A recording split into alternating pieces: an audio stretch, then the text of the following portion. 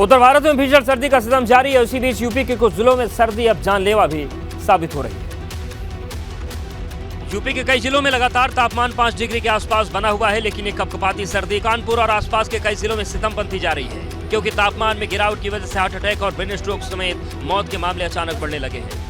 जो भोजन है, जो खान पान है, उसको भी दुरुस्त रखने की ज़रूरत है और जो अपना रूटीन है उसको भी दुरुस्त करना होगा, तभी आप इस ठंड से और हार्ट अटैक या ब्रेन अटैक जैसे खतरों से अपने आप को बचा पाएंगे।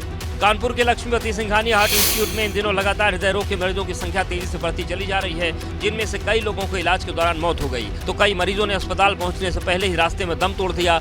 डॉक्टर इसके लिए बढ़ती सर्दी और लगातार तापमान में हो रही गिरावट को जिम्मेदार बता रहे हैं।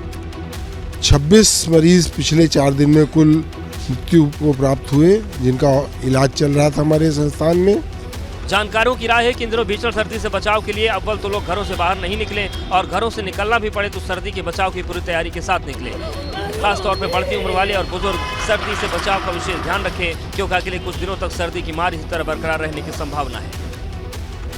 हार्ट अटैक और ब्रेन स्ट्रोक से मौत के अचानक बढ़ते मामलों की वजह है मौसम में तेजी से हो रहा बदलाव, जिसके चलते हृदय रोग से जूझ रहे मरीजों की मुश्किलें बहुत ज्यादा बढ़ गई।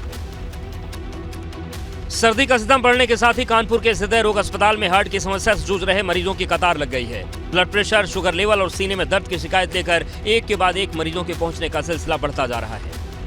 हार्ट अटैक के पेशेंट थे, जिन लोगों को कॉर्नरी आर्टरी डिजीज थी, कॉर्नरी आर्टरी में रुकावट थी, और ठंड में जब आर्टरियाँ सिकुड़ जाती हैं तो अगर मान लीजिए किसी को 50% का ब्लॉकेज है तो वही 50% का ब्लॉकेज ठंड में 80% तक पहुँचने की संभावना होती है। ठंड की वजह से हृदय रोग के मामले बढ़ते जा रहे हैं। अकेले कानपुर में बीते 4 दिनों में 26 लोगों की मौत हो गई। सभी लोगों का हृदय रोग का इलाज चल रहा था, जबकि 30 और लोगों की मौत अस्पताल पहुंचने से पहले हो गई थी, जिनमें से ज्यादातर ने अचानक ब्लड प्रेशर बढ़ने की शिकायत की थी। यहाँ पर लाए तो इलाज हुआ? यहाँ पर हाँ, इलाज हुआ था भैया तुरंत। अभी डॉक्टर ने क्या बताया?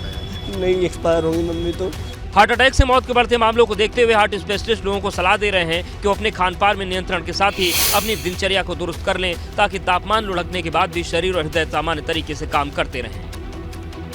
भगवान रामलला का मंदिर का निर्माण कार्य अक्टूबर 2023 में, प्रथम तल का निर्माण कार्य 2024 में पूरा कर लिया जाएगा और तय समय से भगवान श्री राम जनवरी 2024 में अपने दिव्य भव्य मंदिर में विराजमान हो जाएंगे। श्री राम जन्मभूमि तीर्थ क्षेत्र ट्रस्ट ने बैठक करके निर्णय लिया है कि भगवान रामलला की जो प्रतिमा होगी वो बालक रूप में होगी, ठीक ऐसी जैसी मूर्ति आपकी स्क्रीन पर दिख रही है।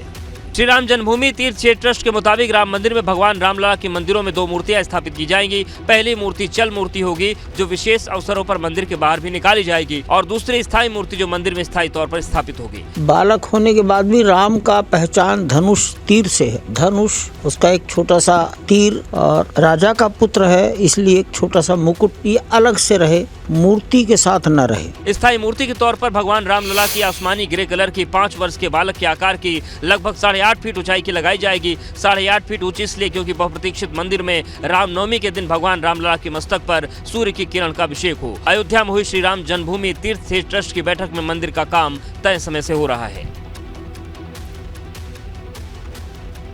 और चलिए प्रदेश के बाद अब देखते हैं देश में कहां चल रहा है घड़ी घड़ी घमासान। दिल्ली में मेयर पद का चुनाव टल गया। आम आदमी पार्टी और भाजपा पार्षदों के बीच जमकर हुए हंगामे के बाद सदन पूरे दिन के लिए स्थगित कर दिया गया। दिल्ली में मेयर पद के लिए 11 बजे से वोटिंग होनी थी, लेकिन इससे पहले सदन में आप पार्षदों ने जमकर हंगामा किया। इस दौरान आप पार्षदों के साथ बीजेपी पार्षदों की हाथापाई भी हुई। दोनों पार्टियों के पार्षदों में जमकर धक्का मुक्की हुई। यहाँ तक कि सदन में कुर्सियां भी चली, कुछ पार्षद टेबल पर भी चढ़ गए। आप पार्षद मनोनीत सदस्यों को पहले शपथ दिलाने का विरोध कर रहे थे। यह हंगामा इतना जोरदार था कि भाजपा के कुछ पार्षदों को अस्पताल ले जाना पड़ा। पहले ही अंदेशा कि ये क्या प्लानिंग कर रहे हैं। एक्चुअली इसकी जो ट्वीट है उससे तो हमें समझ लेना चाहिए कि इन्होंने मारपीट की प्लानिंग कर ली है और ये कॉन्स्पिरेसी कर चुके हैं। इससे पहले आम आदमी पार्टी ने एलजी विनय सक्सेना पर मेयर चुनाव के लिए भाजपा के पार्षद सत्या शर्मा को पीठासीन अधिकारी नियुक्त करने पर आपत्ति जताई।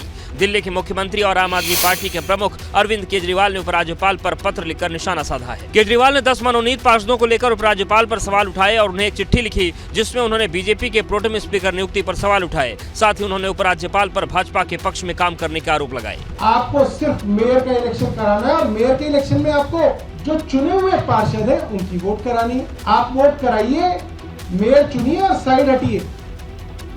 मुंबई के छत्रपति शिवाजी महाराज अंतर्राष्ट्रीय हवाई अड्डे पर सीमा शुल्क अधिकारियों ने लगभग 50 करोड़ रुपए के ड्रग्स की बरामदगी की है। एयरपोर्ट पर पकड़े गए ड्रग्स में से हीरोइन के दस्तावेजों के फोल्डर कवर में छुपाया गया था।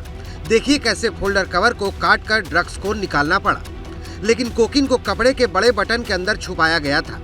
कस्टम विभाग ने बटन के अंदर से कोकीन निकाला।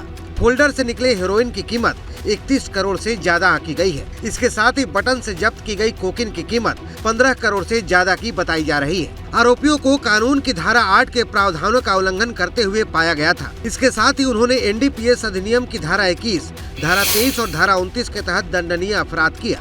राजस्व खुफिया निदेशालय ने सभी आरोपियों को गिरफ्तार कर लिया है और एनडीपीएस अधिनियम की धारा 43A के तहत नशीले पदार्थ जब्त कर लिए हैं। कस्टम विभाग के अधिकारी के मुताबिक उनकी टीम ने मादक पदार्थों की तस्करी के खिलाफ अभियान शुरू किया है, जिसके तहत इस रैकेट का भंडाफोड़ हुआ। मामले की जांच अभी जारी है।